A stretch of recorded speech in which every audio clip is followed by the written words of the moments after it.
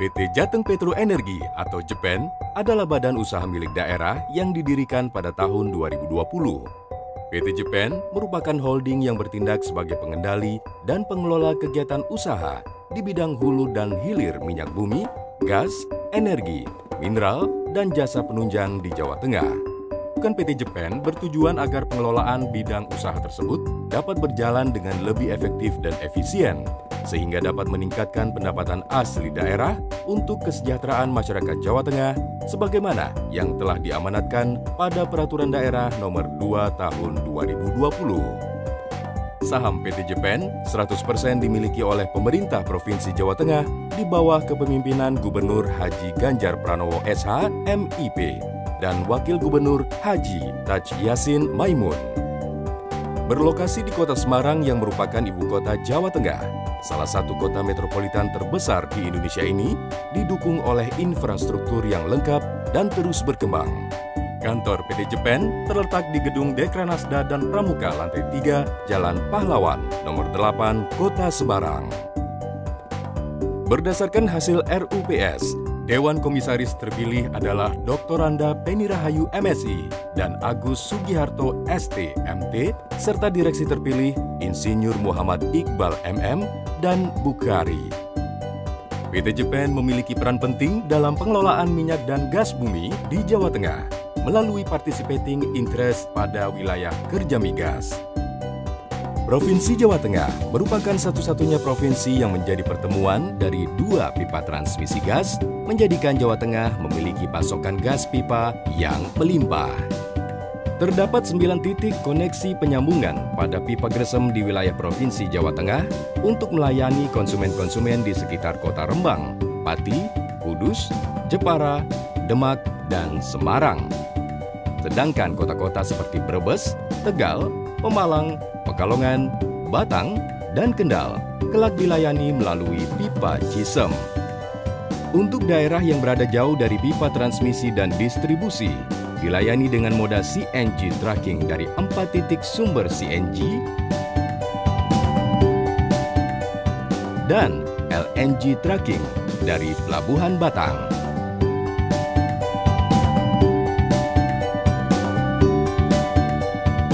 Selain melakukan niaga gas, PT JEPEN juga melakukan kegiatan penjualan BBM bersubsidi bagi nelayan dan BBM non-subsidi bagi ASN Provinsi Jawa Tengah dengan sistem kartu cashless. Energi yang didapatkan dari semua kegiatan usaha dimanfaatkan sebesar-besarnya untuk kebutuhan pembangkit listrik, industri, komersil, maupun rumah tangga yang ada di Jawa Tengah. PT JEPEN berkomitmen penuh dalam penggunaan energi bersih untuk mencapai target penggunaan EBT yang telah ditetapkan oleh pemerintah Provinsi Jawa Tengah. Selain itu, PT JEPEN juga mendukung pembangunan di Jawa Tengah dengan pengelolaan bidang usaha mineral dan menjalankan usaha penunjang untuk mendukung segala usaha di bidang migas seperti penyediaan transportasi, logistik, dan lain-lain. Dalam menjalankan setiap kegiatan, PT JEPEN memiliki visi menjadi BUMD holding migas terdepan dalam perubahan dan unggul dalam pengelolaan migas, energi, mineral, dan jasa penunjang. PT JEPEN, Solution for Clean Energy and Environment.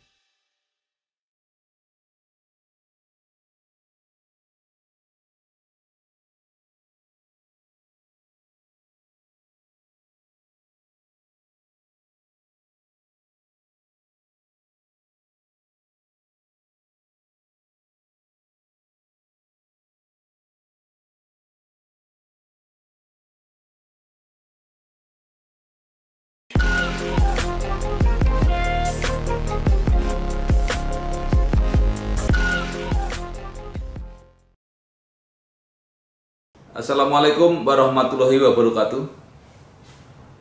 Waalaikumsalam warahmatullahi wabarakatuh. Bersama saya Bambang Sadono di channel Inspirasi Jawa Tengah. Mudah-mudahan channel ini bisa memberi inspirasi, memberi edukasi, motivasi, informasi, dan syukur bisa membantu mencari solusi. Saya sudah bersama Bapak Insinyur Muhammad Iqbal, Direktur Utama PT JPEN nanti apa cara mengejanya biar Pak agak susah memang karena singkatannya adalah Jateng Petro Energi ya, jadi N-nya belakang itu energi. Nah, apa kabar Pak Iqbal? Alhamdulillah baik Pak. Yeah. Bagaimana dengan Pak Bambang? Ya, sehat-sehat walaupun tetap diam di rumah. Ya. Insya Allah semoga kita sehat selalu Pak, bisa melewati masa-masa pandemi ini dengan sehat. Ya, Pak Iqbal, ini PT JPEN ini kan apa ya, pengembangan dari apa? Dulu ada PT Sarana Patra Hulu Cepu, ada SPJT yang mempunyai anak apa usaha juga, anak perusahaan yang bergerak di bidang migas, tapi sekarang semua digabung menjadi PT JPEN. Mungkin Pak Iqbal bisa menjelaskan ini kemana sebenarnya akan dibawa ini. Oke, terima kasih Pak Bambang. Sebelumnya saya perkenalkan, nama saya Iqbal Pak. Saya sebelumnya di Sarana Patra Hulu Cepu Pak, Direktur Utama Sarana Patra Hulu Cepu. Mengingat awal muasalnya SPHC berdiri tahun 2006 bulan April Pak. Di situ ternyata dalam perkembangan waktu SPHC tidak bisa berkembang Pak, hanya dedicated PI Blok Cepu. Gitu Pak. Sementara kita sebenarnya Jawa Tengah punya potensi yang bisa dikelola untuk bisa menjadi lebih baik dan lebih besar gitu Pak. Kalau kita merujuk atau merefer pengalaman teman-teman di Jawa Timur, saat ini BUMD yang cukup berkembang adalah BUMD PJU, Petrogas Jatim Utama. Itu umur lahirnya sama Pak, di tahun 2006. Namun dalam perkembangannya mereka bisa berkembang, pengelolaan jauh lebih maju begitu Pak. Itu atas dasar itu kita dari 2006 kok nggak berkembang, hanya SPHC hanya dedicated, sementara di SPJT juga kurang maksimal pengelolaan migasnya. Akhirnya kami dapat amanah dari Bapak Gubernur untuk pengembangan SPHC, dapat amanah dari Bapak Gubernur untuk dikembangkan lebih besar lagi Pak dalam bentuk holding migas Jawa Tengah, yaitu Jateng Petro Energi begitu Pak. Seperti latar belakangnya itu adalah dalam rangka untuk mengoptimalkan potensi migas, pengelolaan potensi migas yang ada di Jawa Tengah. Seperti itu Pak. Ya, jadi kalau semula hanya seperti perusahaan pasif gitu Pak ya, hanya menerima dari participating PI itu Pak, ini singkatan ya, participating interest. Sekarang lebih dikembangkan, lebih aktif Pak ya, jadi mengelola juga bisnis yang lain gitu ya. Betul, kita dikasih kesempatan oleh Bapak Gubernur untuk membentuk Jateng Petro Energi, BUMD Holding Migas, dan termasuk energi yang kita kelola ke depannya Pak. Jadi memang jauh lebih luas dan kita bisa berkiprah lebih aktif untuk membantu Provinsi Jawa Tengah, khususnya dalam mengembangkan bisnis-bisnis strategik khususnya ya, dalam rangka multiplier effect di Jawa Tengah. Kan kuncinya kita adalah breakthrough project. Jadi poin-poin agar ini multiplier efek muncul, kita harus ada project-project breakthrough supaya nanti turunannya derivatifnya bisa berkembang lebar sehingga memperdalam untuk percepatan pertumbuhan ekonomi Jawa Tengah. Itu Pak. Pak, sebelum kita bicara tadi yang lebih kreatif, lebih produktif ke depan, yang participating interest tadi PI Jawa Tengah itu dapat dari mana saja Pak sekarang? Saat ini yang sudah berproduksi ada di PI Blok Cepu Pak. Di PI Blok Cepu, PI Blok Cepu adalah produksi minyak terbesar di Indonesia saat ini Pak. Kita suplai hampir 30% dari produksi nasional, 235.000 barel oil per day.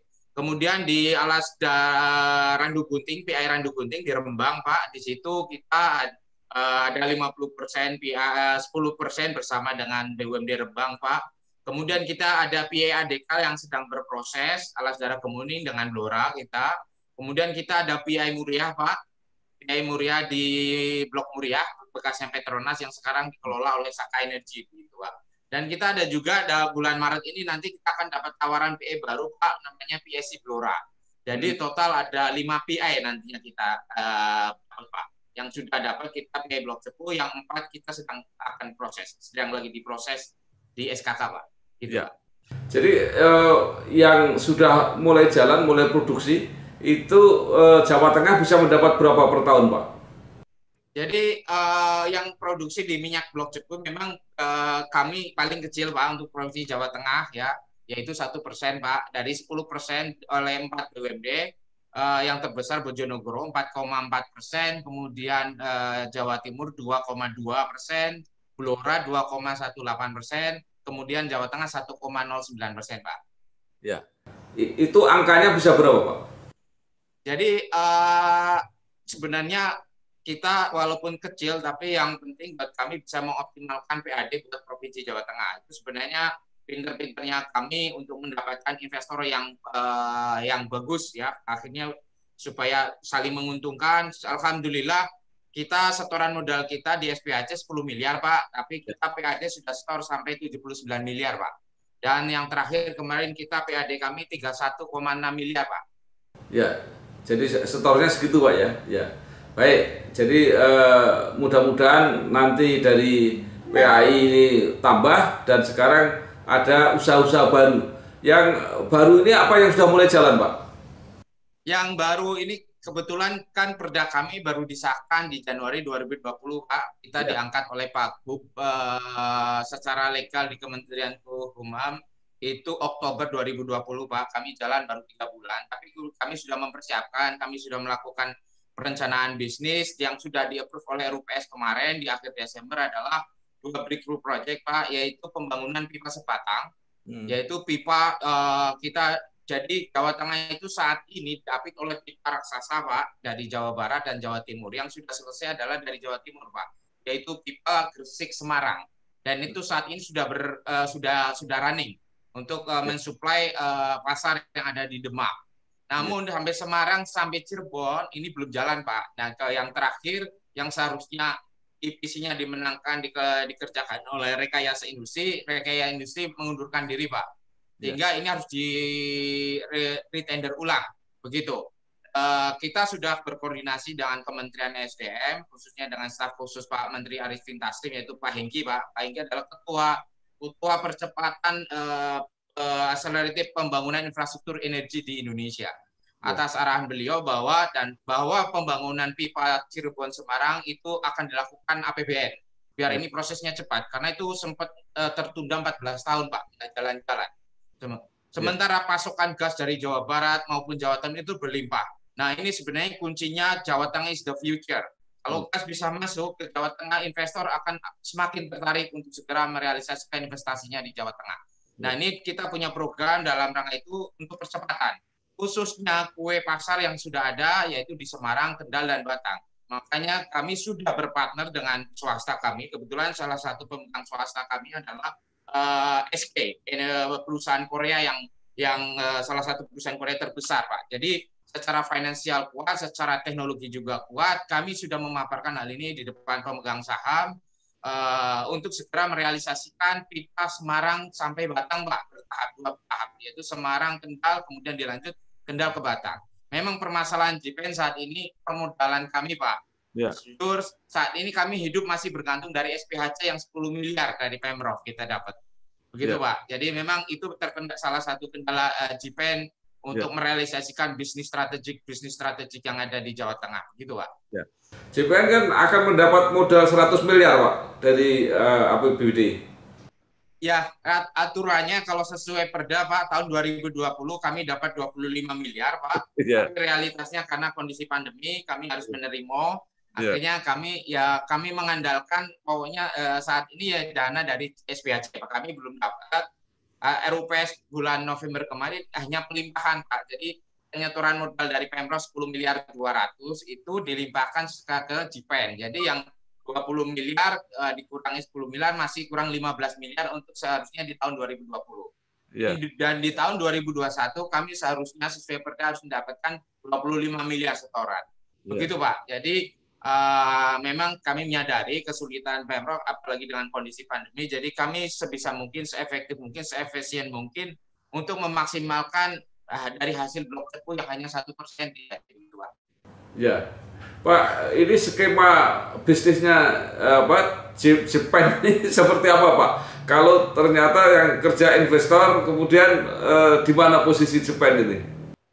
Jadi sebenarnya nah Jepen itu adalah perusahaan baru, Pak. Ya. Saya datang tahun 2016 secara bertahap, Ya. tapi pasti coba merubah mindset ya teman-teman. Jadi selalu yang saya unggulkan dalam kebetulan saya diamanai sebagai CEO adalah mendevelop mindset ya, merubah mindset, selalu perubahan. Jadi kami selalu melakukan perubahan. Jadi salah satu BUMD yang berusaha untuk selalu melakukan perubahan terdepan adalah insya Allah kami akan selalu lakukan dalam rangka untuk menjadi salah satu the best unggulan BUMD yang ada di Indonesia. Begitu Pak. Jadi kami selalu melakukan benchmark Pak. Where we are, posisi kita di mana, ketertinggalan kita di mana, kita selalu melakukan perubahan. Ya. Begitu Pak Bambang. Nah, maksud saya begini, kalau Jepen ini juga posisinya seperti perusahaan-perusahaan biasa yang diperhitungkan karena partisipasi modalnya, tentu kan tidak ada nilai sebagai perusahaan daerah yang didukung oleh kebijakan. Gimana Pak itu? Jadi salah satu strateginya kami juga mendatangkan SDM secara bertahap karena keterbatasan finansial kami yang profesional dan potensial Pak. Kami alhamdulillah saya juga profesional. Kebetulan kami dibantu oleh Direktur Pengembangan yang beliau adalah 10 tahun pemain hilir gas Pak di Jawa Timur, di Gresik Pak. Beliau adalah Direktur utamanya UMB Gresik. Dan kami dibantu beliau dalam rangka pengembangan percepatan gas masuk Jawa Tengah. Dan kita juga ada alumni dari SKK yang beliau dari SKK Migas Pak. Di SKK Migas beliau sudah Vice President, kita dibantu di situ sana. Kita segera berkolaborasi dengan pihak strategic partner yang bisa untuk mengembangkan Jawa Tengah Pak. Memang dengan keterbatasan SDM, kami otomatis harus menggandeng dengan pemain-pemain besar, khususnya dengan PGN, dengan swasta, seperti itu Pak. Ya. Tapi bukan berarti nanti kita tidak participating interest Pak. Kami juga kita tahu teknologi, karena kami juga pernah jadi ekspatriat Pak. Saya 10 tahun. Ya.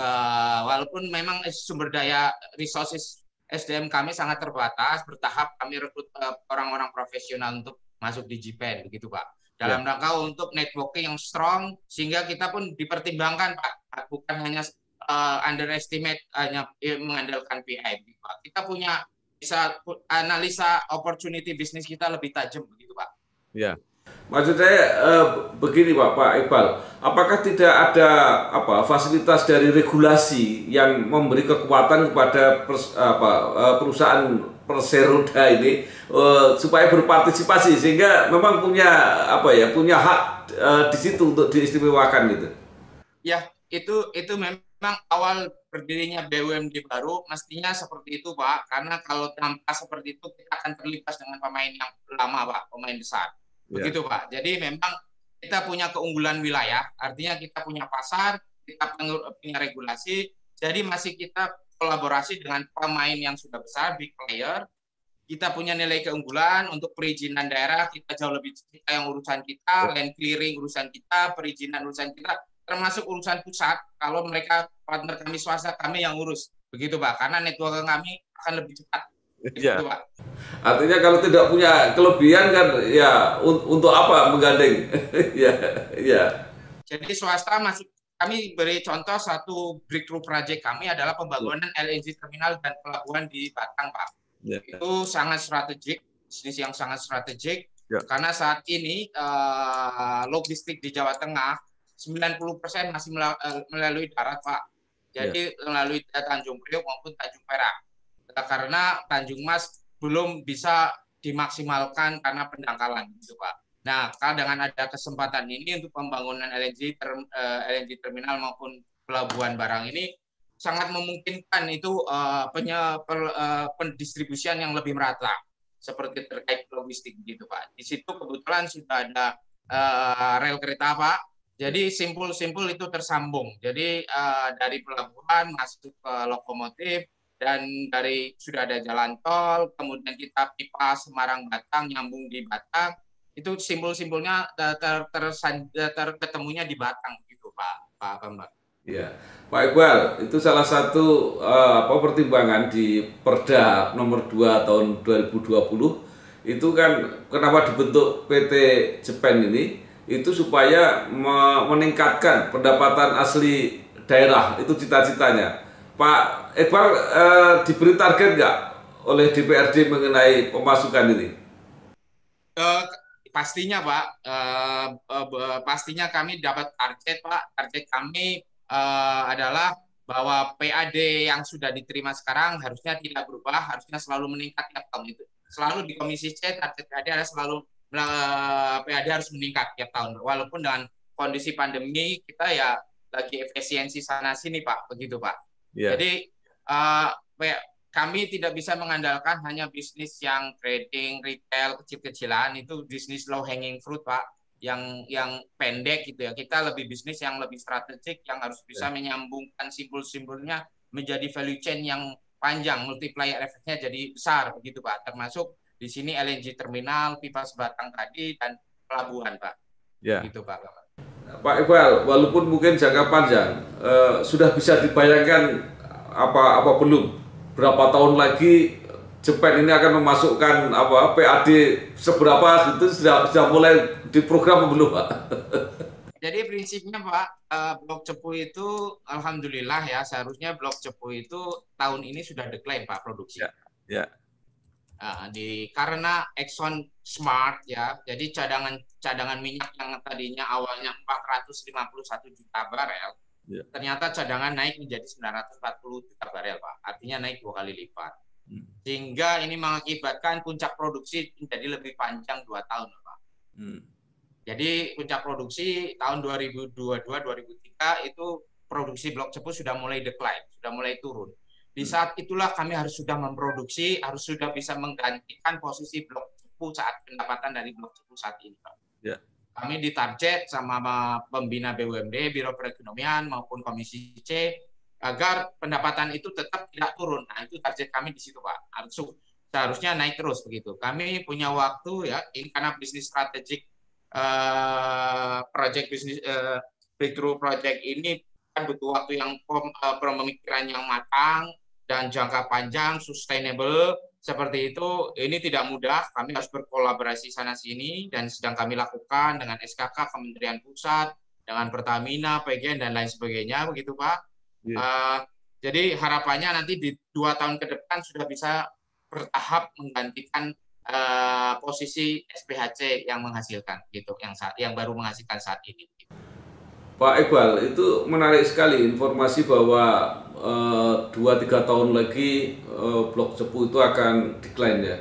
Padahal sekarang ini masyarakat Blora ini sedang bersemangat-semangatnya untuk JR ke MK supaya ada perubahan undang-undang sehingga Blora mendapat bagian yang ya relatif samalah dengan Bojonegoro. Jadi kira-kira kalau itu dikabulkan 2-3 tahun lagi gitu sudah gak ada artinya gitu Pak kira-kira? Tidak ada yang kata terlambat daripada tidak sama sekali, Pak Bambang. Iya. Jadi prinsipnya memang kebijakan untuk dana bagi hasil ini kan menyangkut wilayah pemerintah daerah, Pak. Jadi bukan wilayahnya BUMD. BUMD hanya menyiapkan data-data teknikal, begitu Pak. Tapi ini yang paling berkepentingan adalah daerah. Menurut pandangan kami memang sangat bagus, Pak. Kami sebenarnya kalau dari sisi teknikal kami bersama Dinas SDM Jawa Tengah, Pak yang diketuai Pak Darwanto, dan kami sudah pernah sowan ke SDM Pusat, kami sudah menyampaikan aspirasi ini, Pak, untuk dipertimbangkan bahwa pembagian dana bagi hasil untuk dipertimbangkan berdasarkan lamparan minyak seperti yang dilakukan oleh PI Blok Cepu seperti itu, Pak. Karena kebijakan Pak Menteri SDM itu berdasarkan alokasi mulut sumur dan fasilitas produksi di mana resiko fire explosion-nya besar gitu Pak. Dan tapi kita punya referensi juga pengelolaan PI Blok Cepu itu dasarnya adalah lamparan minyak gitu Pak. Itu untuk bisa menjadi pertimbangan buat Pak Menteri dalam review kembali aturan dana bagi hasil, data-data teknikal dana bagi hasil begitu Pak Bambang. Jadi Pak Iqbal tetap mendukung ya nanti kalau masyarakat Blora ingin melakukan JR lagi. Fully support Pak, kami fully support. Harapannya masyarakat Blora dikomandi oleh Pak Bupati untuk berkolaborasi dan tentunya dengan provinsi, Pak. Ya. Karena memang yang memutuskan kebijakan dari top down, Pak. Ya. Ini nanti dibantu duduk bersama dengan provinsi, eksekutif, legislatif, ya, terkait dengan dinas pendapatan dan legislatif. Duduk bersama, diformulasikan menjadi suatu rekomendasi seperti apa yang matang, kemudian kita ajukan ke atas, Pak.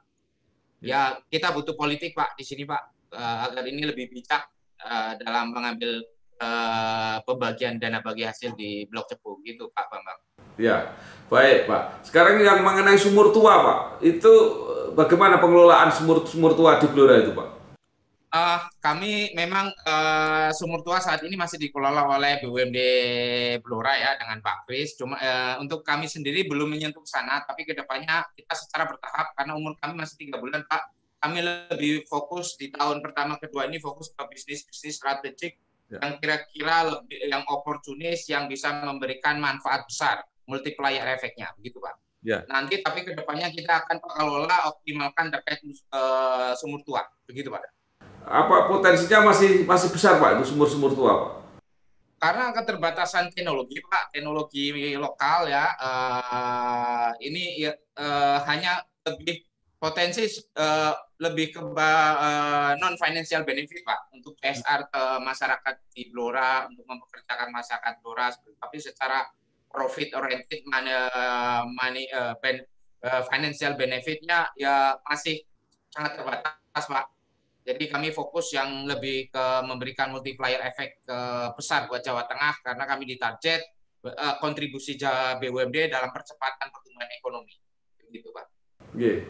Baik, Pak. Kemudian kalau Rembang bagaimana, Pak? Potensi Randu Gunting itu? Saat ini Randu Gunting memang terkendala masalah market, Pak, karena pandemi ya, tapi secara bertahap kita bantu ya, partner kami adalah BBG ya dengan BUMD Rembang Pak Jainul.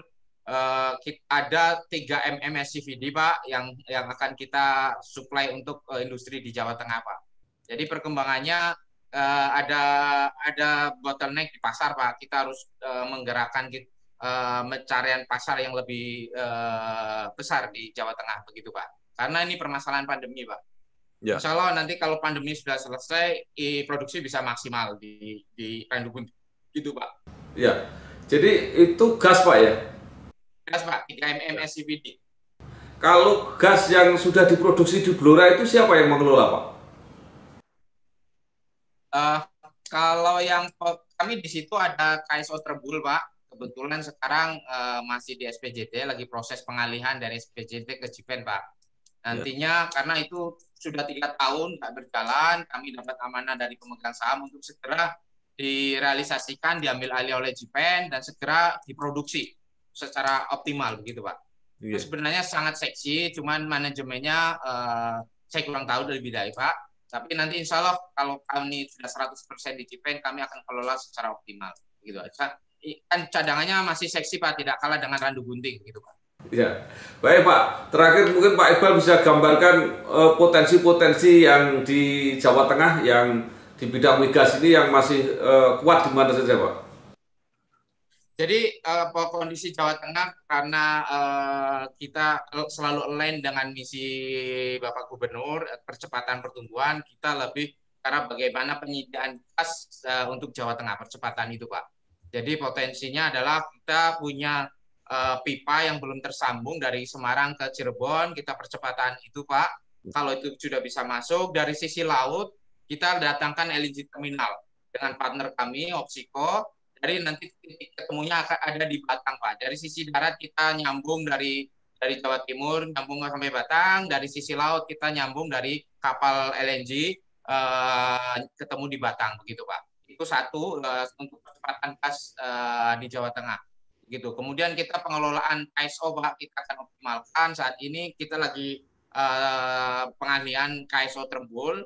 Nanti kalau sudah masuk di Jipen, kita coba optimalkan, mendapatkan investor yang lebih profesional agar bisa dikelola lebih optimal, gitu, Pak. Kemudian kita dalam penjajakan dengan Randu Gunting, Pak, ada beberapa lapangan yang tidak dikerjakan Pertamina itu juga sangat prospek. Nanti kita jajaki karena kita juga punya tenaga-tenaga profesional yang walaupun sangat terbatas, tapi sudah mumpuni lah untuk mendalami proyek cadangan minyak yang ada di dalam bumi ini. Begitu, Pak. Baik, Pak. Ini kan Jawa Tengah ini pasarnya kan akan besar sekali. Kan ada kawasan ekonomi khusus di Kendal, Batang juga mulai buka. Itu kira-kira gimana, Pak? Bisa dimanfaatkan nggak oleh Jepang? Oh, secara pasti, Pak. Karena itu adalah pasar kami. Kami adalah strategic partner mereka untuk penyediaan suplai energi, khususnya gas di industri. Kawasan industri Kendal maupun kawasan industri terpadu Batang.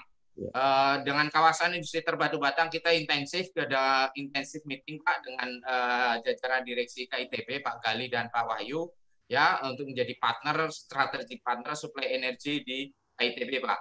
Sangat potensial kita dalam penjajakan untuk perencanaan pembangunan power berbasis energi lingkungan, Pak. Jadi karena saat ini target Bapak Jokowi untuk KITB adalah multinational companies bisa masuk di KITB, otomatis kalau multinational company di situ yang akan mereka lihat adalah harus green environment, sustainable development future.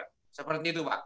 Jadi mau nggak mau mereka investor yang multinational company, mereka akan invest bila mana energi suplainya berasal dari yang ramah lingkungan, Pak. Khususnya pembangkit listrik tenaga gas. Begitu, Pak. Ini kita sedang perencanaan untuk pembangunan pembangkit listrik tenaga gas. Karena yang ada saat ini di Batang, pembangkit listriknya berasal dari batu bara dan itu sangat resisten buat multinational company untuk tertarik masuk di KITB. Itu adalah opportunity kami untuk bekerja sama secara sinergis dengan konsorsium KITB. Begitu, Pak Bambang.